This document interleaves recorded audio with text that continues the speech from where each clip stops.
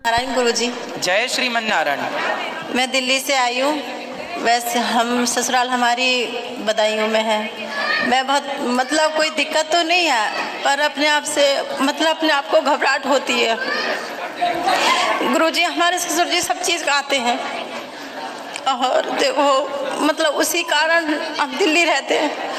मैं बहुत समझाया, मना भी करती हूँ कि देखो ये चीज़ ना खाया करो, ना पिया करो, पर उन्होंने गुरु मंत्र लिया था एक बार हमारे गांव में भागवत जी हुई थी, तो उन्होंने 4 महीने अन्न सब चीज़ छोड़ दी थी, अन्न भी नहीं खाया था।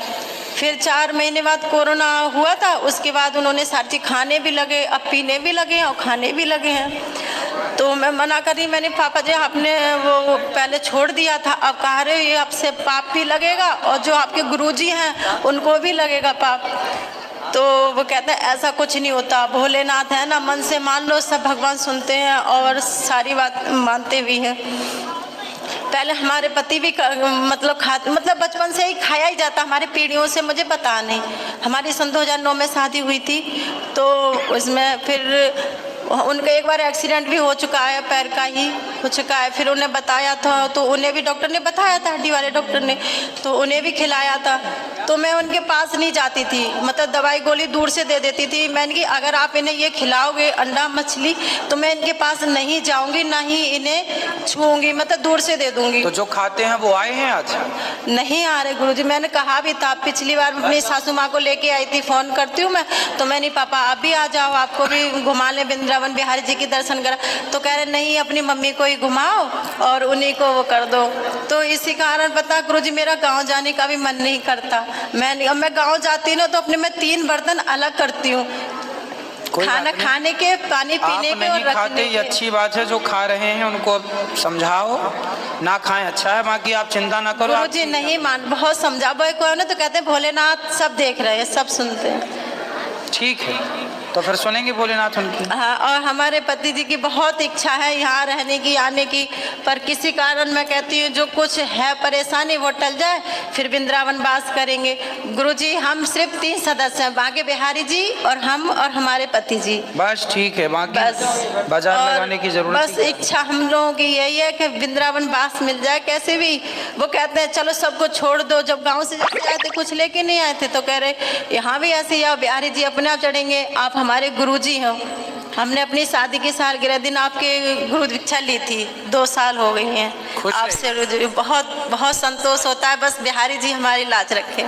मैं कहती हूँ बस थोड़ा कुछ लेना, कुछ है दिक्कत वो पूरी हो जाए। अच्छा गुरुजी कहीं जाओ तो सिर पे बोझ लेके जाना वो अच्छा होता है, ये फ्री होके जाओ वो अच्छा होता है। फ्री रहो है ना गुरु, वही मैं कहती हूँ। मैंने बिहारी जी से मन से कहा, मैं तो कहती बिहारी जी हमें और कुछ नहीं चाहिए, अपनी शरण में रखें, जो उनकी बस वो हो जाए। बस बिहारी जी आपको सदा सुखी और स्वस्थ रखें, आप दोनों खुश रहिए। स्वस्थ तो बस आपकी कृपा और बिहारी जी की मेहर बहुत है। श्रीमन नारायण गुरुजी, राधे राधे। जय श्रीमन नारायण।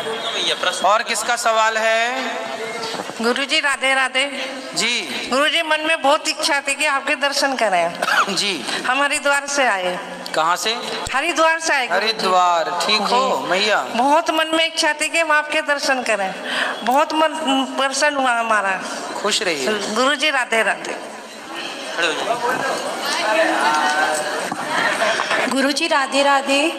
गुरुजी मेरा ये प्रश्न है कि मेरे पास एक लाला है, कान्हा जी है, और वो मैंने उनको पाया था, मैंने उनको कहीं से लाया नहीं है, मैंने उनको पाया था और उनका ना एक साइड में वो टूट गया है, तो क्या उनको रखना चाहिए या नहीं रखना चाहिए? रख सकते हैं, पर खंडित मूर्ति की पूजा नहीं होती।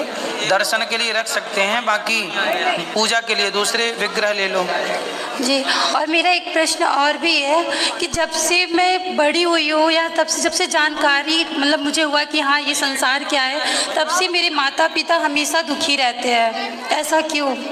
और मेरी माँ बहुत पूजा करती है। माँ पूजा करती है फिर भी दुखी है? बहुत ज़्यादा दुखी। कौन सा दुख है उनको? पारिवारिक भी दुख है और बच्चों से भी दुख है। मेरे 2 भाई एक भाई बहन है, उनसे भी वो दुखी रहती है। मेरा भाई है, पढ़ने में उसका मन बिल्कुल नहीं लगता है, बस यही मोबाइल चलाते रहता है। और मेरी बहन है, वो भी, उसका भी दिमाग एक संत के कारण ही इधर उधर हो गया। वो मतलब थोड़ा सा चली गई थी कहीं पे। तो कैसे संत के कारण कहाँ चली गई? राधे राधे गुरुजी। जी। मैं अपने पापा को कहती हूँ कोई नशा नहीं करते पर गुटखा बहुत खाते हैं। पापा के पिताजी? पिताजी कहाँ हैं पिताजी आपके? पीछे बैठे हैं। आओ, इनके पिताजी गुटखा खाते हैं? क्यों? कौन सा गुटखा? बाहर खाते हैं, शक्ति खाते हैं। शक्ति और महान दोनों? बाहर। महान? बाहर। अच्छा, बाहर। तो इनकी जिंदगी में आई बाहर?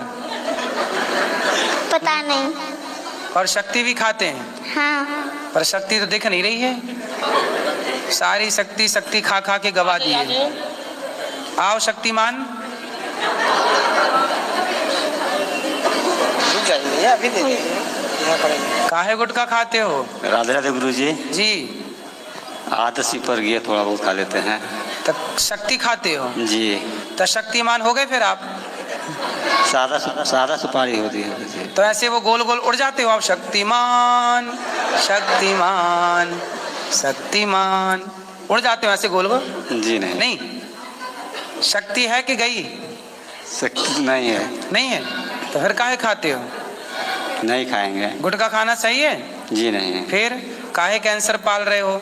व्यर्थ में तुम पैसे गवा रहे हो गुटखा खा खा के।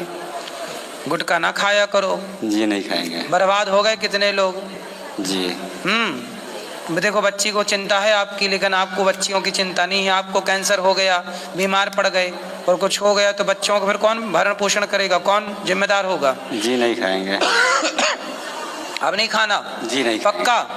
खाओ, माँ कसम नहीं खाओगे? माँ कसम नहीं खाएंगे। ठीक है। बैठो बैठो बैठो।